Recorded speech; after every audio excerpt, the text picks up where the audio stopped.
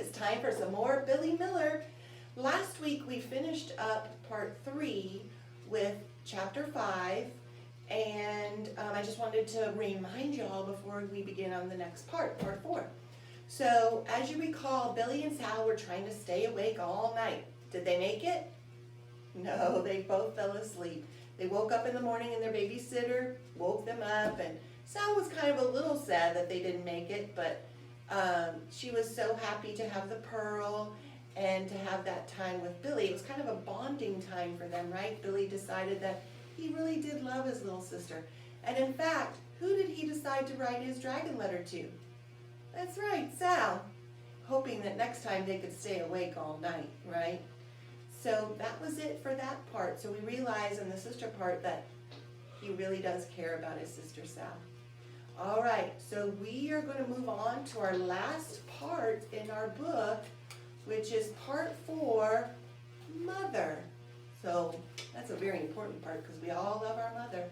Let's go ahead and get started on our vocabulary. I am not sending this vocabulary home to you because we're going to be moving through this last chapter pretty quickly because we're trying to wrap things up.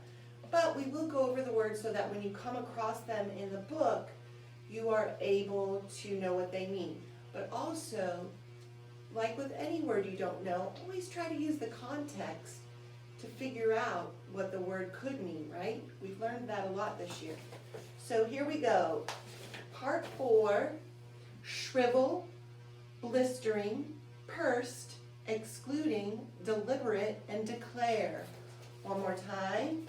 Shrivel, blistering, pursed, excluding, deliberate, declare. You know what shrivel is, right? It goes like a grape shrivels up into a raisin. That's a good example. Blistering is something that, whoo, so hot.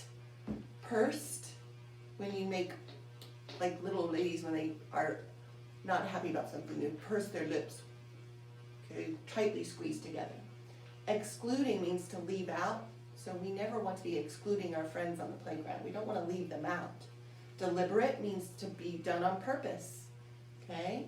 Declare means to just make known something in a formal way. I declare today is Tuesday, all right? So we also have chapter 2, which is appropriate, limerick, acrostic, haiku, vertically, and inspiration. 3 of those are actually types of poems. Can you pick out the 3? Did you guess limerick, acrostic, and haiku? Then you're correct. Let's start with appropriate though. Has Mom ever asked you to do something appropriately? Maybe you were having some potty talk and she said, oh, that's so inappropriate. So appropriate means to be correct, like fitting a particular purpose, okay? Limerick, like I said, limerick, acrostic, and haiku are poems. A limerick was the funny poem that has 5 lines. Acrostic is where you write a word down, like cake, and then you write something about cake on each letter. And then a haiku is a Japanese form of poetry, and it doesn't have rhyme, but it does have 3 lines. So limerick, 5 lines, and it's funny. Acrostic is a word going down that we use each letter in our line of our poem, and haiku is a Japanese poem with 3 lines. Vertically, you know that, that's up and down. And inspiration, to inspire, okay? The act of stimulating the mind or emotions. All right, one more. Like I said, we're going to be zipping through this. Let's see if I can pull this way. So we've got preoccupied, attempting, distant, complimentary, uncertain, mound. Preoccupied, attempting, distant, complimenting, uncertain, mound. Preoccupied is when you're thinking about something, you got your mind on something else. So if you're doing your work and you're thinking about your fun weekend, you're preoccupied.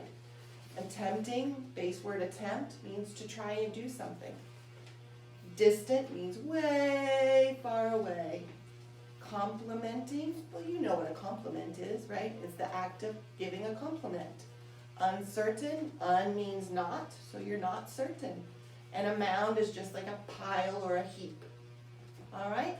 So that's it with our 3 chapters. You are going to, yes, you are going to read chapters 1, 2, and 3.